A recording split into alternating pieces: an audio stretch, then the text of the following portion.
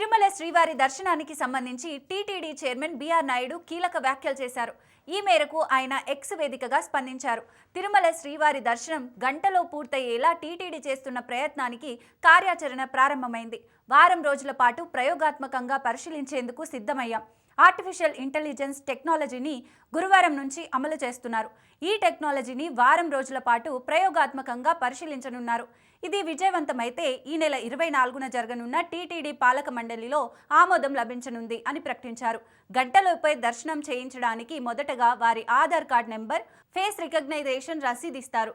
అందులో వారికి శ్రీవారి దర్శన సమయాన్ని సూచిస్తూ ఒక టోకెన్ అందిస్తారు.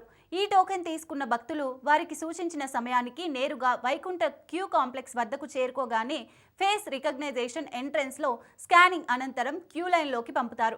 గంట సమయంలోపే స్వామివారి దర్శనం పూర్తవుతుంది అన్నారు. ఈ టోకెన్ల జారీకి దాదాపు 45 కౌంటర్లను ఏర్పాటు చేస్తున్నారు. సిబ్బందితో పని లేకుండా ఏఐ టెక్నాలజీని తిరుమల కొండపై అమలు చేయనున్నారు. ఈ విధానం అమలుకు ఏఐ సాఫ్ట్వేర్ను అందించేందుకు 4 విదేశీ సంస్థలు ఆసక్తి చూపిస్తున్నాయి. వాటి ద్వారా ఏర్పాట్లు చేశారు. ఈ విధానం సక్సెస్ అయితే భక్తులకు కూడా ఎంతో మేలు జరుగుతుంది. అయితే క్యూ లైన్లను నిర్వహణ చేయడమే కాకుండా విఐపీలను ఎంతగా నియంత్రిస్తే అంతగా భక్తులకు సరైన సేవలు అందే అవకాశం ఉంది అంటూ బిఆర్ నాయుడు ట్వీట్ చేశాడు.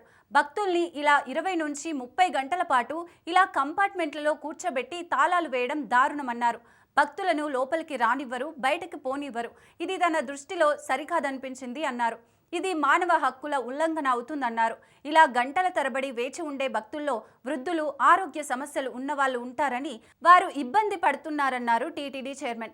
ఇవన్నీ చూసిన తర్వాత సామాన్య భక్తులకు త్వరగా దర్శనం పూర్తయ్యేలా ప్లాన్ చేస్తామంటున్నారు. అలాగే 300 టూరిజం టికెట్ల విషయంలో కూడా గతంలో లోపాలు జరిగాయని, ఈ టికెట్లను అధిక ధరకు విక్రయిస్తూ అక్రమాలు చేశారన్నారు. తిరుమలలోని కొన్ని షాపుల్లో దర్శన టికెట్ బ్లాక్లో విక్రయిస్తున్నట్లు తెలిసి నిఘా పెట్టామన్నారు.